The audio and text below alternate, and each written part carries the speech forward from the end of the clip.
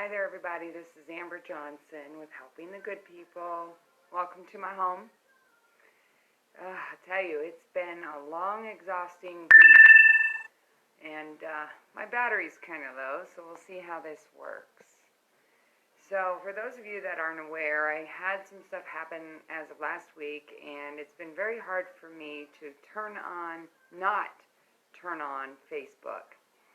So for those of you that are joining me, welcome. I made a couple calls to get permission to tag some people because it is Domestic Violence Awareness Month, and I have been asked to speak next Monday at the screening room with Felicia Chu for what she's putting together for domestic violence. I figure now would be a good time to come on here and talk a little bit about domestic violence and give a little bit of history on my story for those of you that don't know who I am, and for those of you that are in situations related to domestic violence, whether you are partaking in it or whether you're a victim or survivor or witnessing it. Welcome. Know that you're not alone in this fight. To make a change and to be a voice for others that are also suffering. I don't know what I say sometimes when I come on here. I just turn it on. So, like I said, welcome everybody. Per the request of Felicia Chu, she did give me permission to come on here and speak on my story. I'd like to read for you a little bit of statistics on domestic violence, how to see the signs, and also step up and be a voice as well, considering it is October. So those of you that don't know about Felicia's event, it's at the screening room. She did one show yesterday talking about the cycle of domestic violence and the impact that it makes on families. She had dancers do a performance. She had some speakers. And as of Monday, October 14th, starting at 6 o'clock p.m., doors will open at the screening room, and I think it was 127 Congress, for stories from the actual survivors. And I am one of the ones that she asked to speak. So thank you, Felicia, for that.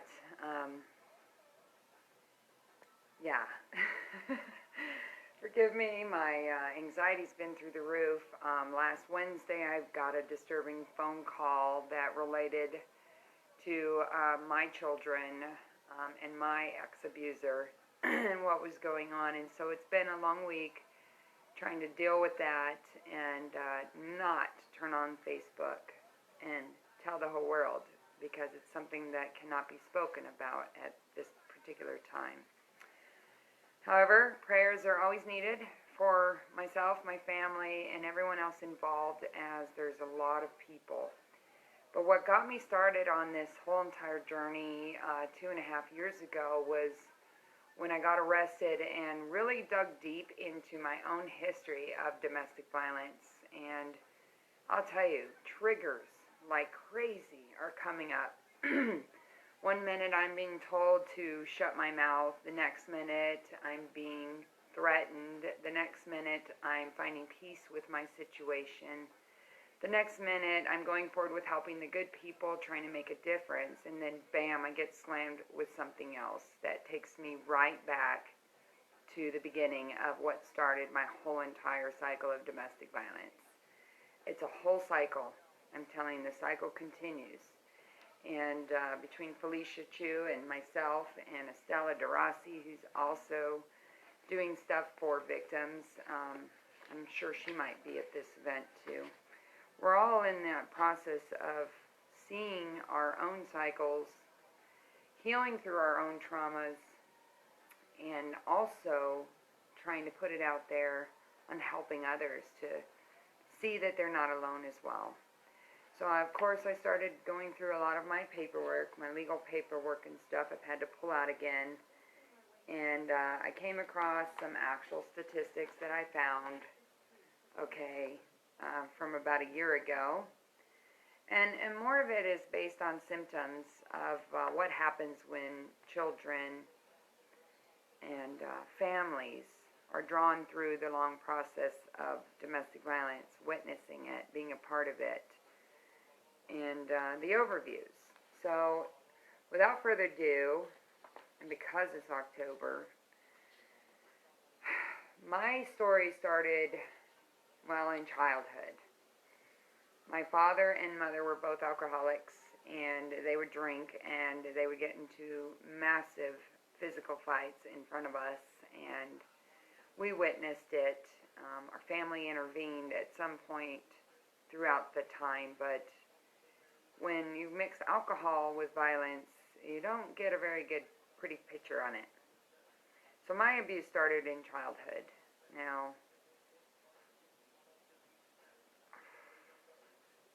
this is just me being me, guys. I mean, I don't really know how to start. I've been trying to put this together in like a time frame for years, but it never seems to come out right.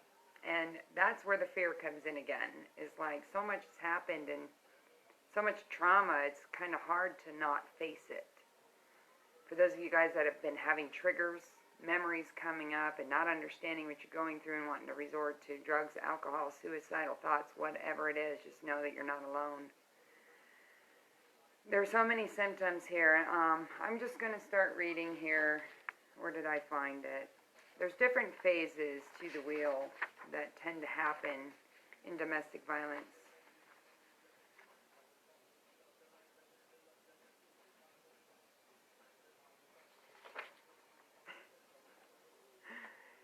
Let me start with why do victims stay, okay? So we often put ourselves in the place of victims and imagine ourselves leaving at the first signs of abuse. But breaking free of abuse is not simply a matter of walking out the door. Leaving is a process. For me, my specialty with helping the good people was always about escape planning. Phase 2, for the victims that cannot get away. And I only say that because that's what happened to me. I spent 5 years planning my escape. The first time I tried to leave my abuser, he threatened to kill himself. And that alone scared the crap out of me. Not only was I at home with a bunch of children, I also had my own children in the process, and I felt the need to protect them. And at that point, you know, there was no getting out. I had no money, I had no job, I had no place to go, and I was working with my abuser. I had no way out. And that's where it talks about the social economic stuff as far as the cycle of abuse is, because they basically leave you powerless. They tell you, oh, if you leave, you won't have anything. If you leave, I will take the kids from you. If you leave, I will kill you. I mean, there are so many different forms of this that, depending on each situation, we all have different stories. So that alone was my story, and took me 3 years of planning after my abuser said that he would kill himself for me to finally get enough money, save, and leave. So my life mission has been to help others in this situation. So it's not always easy, is it? It's not always easy to leave an abusive situation. People think it's not, that it's easy, and that, well, you can just leave and everything's going to be fine. But it's not. It can be difficult for many people to understand why a person would stay in an abusive relationship, but there are many reasons.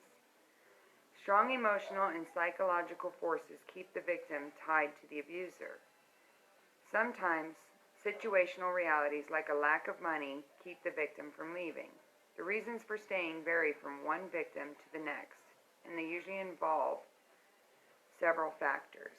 Let me get my glasses. Thank you guys for hanging in there. I've seen some of you click on and click off, which is fine, because this is going to reach the people that it needs to, right? Like my glasses. Emotional reasons for staying. Now, mind you, I found this on Wikipedia under all the statistics of different things. I guess I have like 5% left on my battery. So, emotional reasons for staying. belief that the abusive partner will change because of his remorse and promises to stop battering. Number 2, fear of the abuser who threatens to kill the victim if abuse is reported to anyone. Number 3, lack of emotional support. Number 4, guilt over the failure of the relationship. 5, attachment to the partner. 6, fear of making major life changes. 7, feeling responsible for the abuse. 8, feeling helpless, hopeless, and trapped. 9, belief that she is the only one who can help the abuser with his problems. 10, situational reasons for staying. Economic dependence on the abuser, fear of physical harm to self or children, fear of emotional damage to the children over the loss of a parent, even if that parent is abusive. Fear of losing custody of the children because the abuser threatens to take the children if the victim tries to leave. Lack of job skills. Social isolation and lack of support because abuser is often the victim's only support system. Lack of information regarding domestic violence resources. Belief that law enforcement will not take her seriously. Lack of alternative housing, cultural or religious constraints. Do any of those sound familiar to any of you? Do you know of anyone that are in situations like that? Or is there anything that you heard on that list that keeps you staying with the abuser? If any of them do, again, you're not alone. More awareness that gets out about domestic violence and what the impact it does not only on children, going as far back as the womb, from what these physical symptoms and everything, the statistics state on it, the more people are aware of the situation that they find themselves in and can actually seek the right help or reach out to someone that they trust. I didn't have that. I never did. I thought I did, but when it came time to reaching out, no one was there but me. So I can tell you right now that I know what it feels like to be stuck with no escape. I seriously have no idea exactly what I'm trying to get to as a point. I'm just trying to put out my story here and speak from my heart, because it's good to speak. It's good to be a voice. It's good to tell the truth and tell your story, and no matter which way it comes out. My battery is dying. It's getting kind of low. I might have to plug it in and hold it and talk to you guys a little bit longer, which is fine with me. Understanding the effects of domestic violence. This is actually by Psych Central staff. So I'm going to continue to read as I plug in my phone. Okay? So, looks like I'll be turning myself around here. Hello, Lamar. Telling a little bit of history on domestic violence. I hope you guys are okay with that. Because no matter what, it is Domestic Violence Awareness Month, and I will be telling my story next week at Felicia Chu's event. So, domestic violence physically, psychologically, and socially affects women, men, and their families. Initially, the abuse usually is an attempt by one partner to exert control through intimidation, fear, verbal abuse, or threats of violence.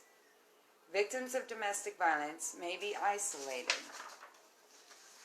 that's for sure, from friends, family, and neighbors, and lose their network of social support.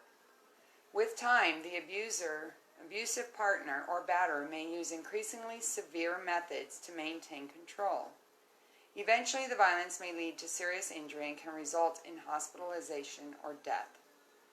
Domestic violence robs victims of their fundamental right to maintain control over their own lives.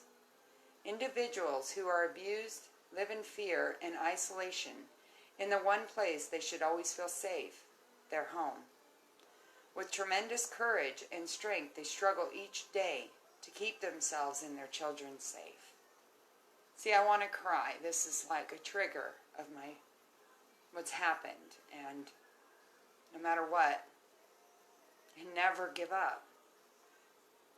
especially when children are involved. Child abuse and domestic violence often occur in the same family. Researchers have found that 50% to 70% of the men who frequently assaulted their wives also frequently abused their children. Children are 1,500 times more likely to be abused in homes where partner abuse occurs. Domestic violence may result in physical injury, psychological harm, or neglect of children. There is a definite relationship between family violence and juvenile delinquency. Wow. These children have a 6 times greater chance of committing suicide, 24% greater chance committing sexual assault crimes, and a 50% greater likelihood of abusing drugs and alcohol. One of the most tragic outcomes of domestic violence is that well more than half of the young men between the ages of 11 and 22 who are in jail for homicide have killed their mother's batterer. Children growing up in violent homes do not need to be physically abused to take on violent and delinquent behavior. It is enough to witness their mother's abuse. Isn't that pretty kind of scary right there? 1,500 times more likely to be abused in homes where partners' abuse occurred. Whew. Wow, that just breaks my heart. So I'm going to read to you right here what comes up for under signs of abuse for those of you that are in situations or suspect it in your homes. Or, like me, I suspected it, but I could never prove it. But now I understand. I wish someone would have told me this stuff years ago. I didn't even know until about 3 years ago that I was even a victim of domestic violence. So if you guys are still with me, thank you. And if you will, just reshare this video. Maybe someone else out there wants to hear it. I'm sorry I got off to a rough start, but I mean well. Individuals involved in an ongoing abusive relationship are more likely to have multiple injuries, repeated bruises, and broken bones. They are more likely to have frequent doctor visits, frequent headaches, chronic generalized pain, pelvic pain, and frequent vaginal and urinary tract infections, stomach and intestine problems, and eating disorders. They may also exhibit more physical symptoms related to stress, anxiety disorders, or depression. The locations of injuries in women most commonly include the head, chest, breast, and arms. During pregnancy, the most common locations are the abdomen and the breasts. This was actually reviewed, like I said, by psychcentral.com, if any of you guys are interested in looking that up. And there's one other thing that I want to read to you, too. And about the long-term effects of what happens with children. This is really tough for me because a lot of my children have gone through this. They're having some of these issues. And even the older kids are showing signs of more than aggression. Suicidal tendencies, cutting, purging, bedwetting. I mean, there's so much stuff in here, guys. You need to be completely aware of your surroundings and what's going on in your home. And if you suspect it going on, then see what you can do to intervene and help in any way you can. I mean, I'm not asking you to go out there and hurt someone or get hurt yourself, but step in and try to be a voice or do something to help if you witness it. So other symptoms are emotional and behavior states of despair. Aches and pains, headaches, stomach aches. I mean, it keeps going on. Problems with bedwetting. Depressive disorders. Not feeling well. They appear to be nervous, have short attention spans, display some of the same symptoms as children who have been diagnosed with attention deficit hyperactivity disorder, ADHD. Fatigue, constant tiredness. They fall asleep in school due to lack of sleep at home. Children who are part of domestic violence are frequently ill and suffer from poor hygiene. They also have a tendency to partake in high-risk play activities, self-abuse, and suicide. In prenatal, I didn't even know about this. Physical effects of domestic violence on children can start when they are in the fetus in their mother's womb. Causes low infant birth weights, premature birth, excessive bleeding, and fetal death due to mother's physical trauma and emotional stress. Complications with deliveries, low birth weight in babies. They can be born with stress and anxiety and can sometimes have problems with growth. And that's just in prenatal. Wow. Some of the behavioral symptoms to look out for in children. Children exposed to domestic violence are likely to develop behavioral problems such as regressing, exhibiting out-of-control behavior, and imitating behaviors. Children may think that violence is an acceptable behavior of intimate relationships and become either the abused or the abuser. Some warning signs are bedwetting, nightmares, distrust of adults, acting tough, having problems becoming attached to other people, and isolating themselves from close friends and family. Another response to domestic violence, the child may lie in order to avoid confrontation and excessive attention getting. Other behavioral symptoms of domestic violence in children, a source that supports this article is a study that has been done by Albert Bandura, 1977. It's called the Bobo Doll Experiment. For any of you guys that want to look that up, they did an experiment between children who were in abusive situations based on ones that were not, and they gave them dolls to reenact how they were being treated. Because some kids, they do well with acting out role playing, and so that's a good way to actually get the children to open up about what's going on, is role playing. It's like playing a game. The teen dating violence, an estimate 1/5 to 1/3 of teenagers subject to viewing domestic violence situations experience teen dating violence. Regularly abusing or being abused by their parents verbally, mentally, emotionally, sexually, and or physically. 30 to 50% of dating relationships can exhibit the same cycle of escalating violence in their marital relationships. Wow. I'm sorry guys, this is very overwhelming for me. I did this video about a year ago. Maybe I need to find it again and reshare it or something. At least I'm not crying in this one. Instead, my throat's going out and I've got like my heart in my stomach. Children exposed to violence in their home often have conflicting feelings towards their parents. For instance, distrust and affection often coexist for the abuser. The child becomes overprotective of the victim and feels sorry for them. They often develop anxiety, fearing that they might be injured or abandoned, that the child's parent being abused will be injured, or that they are to blame for the violence that is occurring in their homes. Grief, shame, and low self-esteem are common emotions that children exposed during domestic violence experience. That's pretty crazy because it's bringing up a lot of my childhood memories. I'm telling you, have been triggered going back as far as my childhood wounding, so that way I can see more clearly about what I'm holding on to and what I need to work on.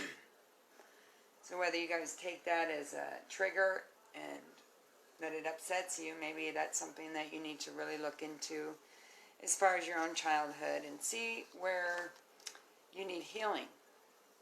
And even if you have to talk to a therapist, that's fine. You know, it's good to find someone to talk to that you can trust. That is the first thing, okay? The other thing that I've noticed, not only in my family, my children, but also in myself, that took me many years to see as my own behavior stemming from trauma that I didn't even know about, was anger and post-traumatic stress, okay? Those are two big things that affect us going back from the womb. I took massage school. I mean, the first thing they taught me was, you know, that your memories and all the muscles in your back store up everything from the womb on up. So think about that. That you have some repressed memories. It's good to dig in there and really do the work and find out where the underlying beliefs and the triggers are in your own life. And so that way you can address them. And not only help yourself, but be able to help others as well. But noticing the signs, of course, are always the first step. Anger has been a big issue with dealing with myself, like I said, and I've taken a lot of groups on that one to learn how to handle my own. But it's been happening a lot with my younger two, more my son. He's got a lot of anger issues and stuff, and he's showing a lot of symptoms, and same with some of the other children that are involved. Just think about this. Some children act out through anger and are more aggressive than other children. Even in situations that do not call for it, children will respond with anger. Children and young people particularly highlighted angry feelings as a consequence of experiencing domestic violence. Physical aggression can also manifest towards the victim from the children, as the women does not have the ability to develop authority and control over them. Post-traumatic stress disorders can result in children from exposure to domestic violence. Symptoms of this are nightmares, insomnia, anxiety, increased alertness to the environment, having problems concentrating, and can lead to physical symptoms. Chronic early maltreatment with the caregiver relationship, then complex post-traumatic stress can result. It's also a role reversal, which is another thing that got brought up from my past, which was about taking on the parent role in replace of the actual parent due to the abuse.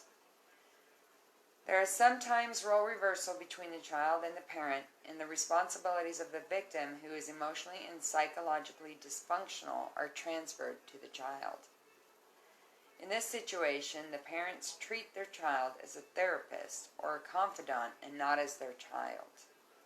They are forced to mature faster than the average child. They take on household responsibilities such as cooking, cleaning, and caring for younger children. The responsibilities that they take on are beyond normal assigned chores and are not age appropriate.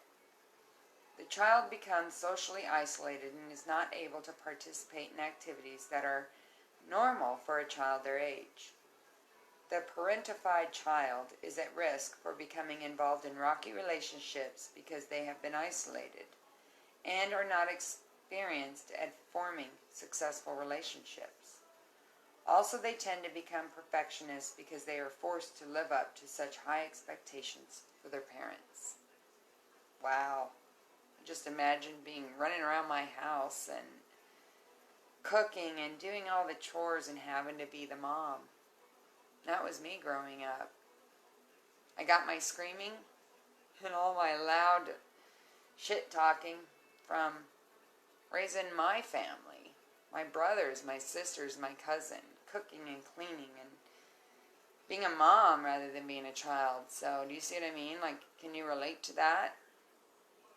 Do you see that going on in any of your relationships? Or with any of your friends' relationships? Children exposed to domestic violence frequently do not have foundations of safety and security that is normally provided by the family. The children experience a desensitization to aggressive behavior, poor anger management, poor problem skills, and learn to engage in exploitive relationships. Isolation from friends and relatives. In adolescence, they may display these symptoms by joining a gang or becoming involved in dating relationships that mimic the learned behavior. This stuff just keeps going and going. There's just so much to read up on, and I've spent so many years doing research on domestic violence and doing statistics and trying to figure out how to help not only my family but myself in the process. And I'll tell you, it just gets so overwhelming. There's so many studies out there, guys.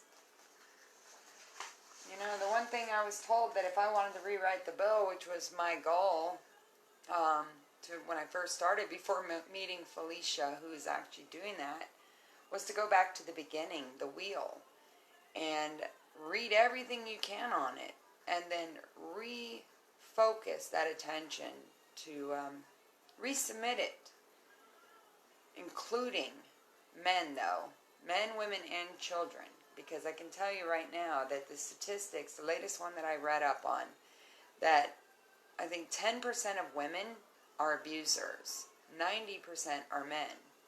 When they first started, it was just a bunch of women who came forward and built this wheel, you know, because a lot of the men did not come forward. And in my last 2.5 years, I gotta say, most of the people that I've come in contact with, some of them, quite a few of them were married, were actually victims of domestic violence. And now they're speaking up and they're coming forward, and there's no help for them either out there. And that's another thing that I focus on, is how can we help everybody to give the resources needed and get stories out there.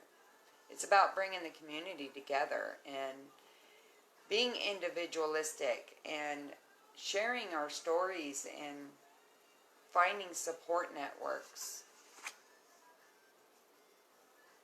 You gotta support each other, guys. I still have a hard time telling my story on here. Maybe it's because I'm on the camera and I think I'm going to get laughed at, and that you guys are just going to run away and like be like, she's crazy, just like everybody else has tried to do. But in actuality, it's just my fear. I've been afraid for too long of speaking up and telling my voice, my story. But the truth is still the truth. For those of you that do know me, yeah, my story does sound crazy. It does sound like a soap opera, and maybe one day it will be a soap opera, and I'll have all of our crazy asses on the freaking camera, but it's my life. And each one of us has something else to say. Each one of us has a path that we're walking, and a story that needs to be heard. Helping the good people, be the voice for domestic violence. Ask me how you can help. That's my t-shirt. And I will be at the screening room October 14th at 6 p.m. with my t-shirt on, ready to stand next to Felicia Chu and be a voice. Tell my story. Just like other people are going to be there. I think she calls it the same but different. A lot of us who have similar stories, but yet totally different. And I'm honored to be a part of that. Thank you, Felicia. Who knows who's going to watch this video? Who knows who's still listening? But that's okay. Because that's just some of what I'm able to tell you right now. Just know that I love all of you guys. I might be all over the place, but at least I'm doing the work to heal myself, help my family, and help all of you guys in the process too. Don't be afraid to call on me for help, or anyone else for that matter. And if you see abuse going on, whether it's a neighbor, a friend, loved one, or even an animal, don't be afraid to step in and do something to help. Really, God bless you guys. It's October, Domestic Violence Awareness Month. I love you all. Stay tuned. Got some exciting stuff coming up.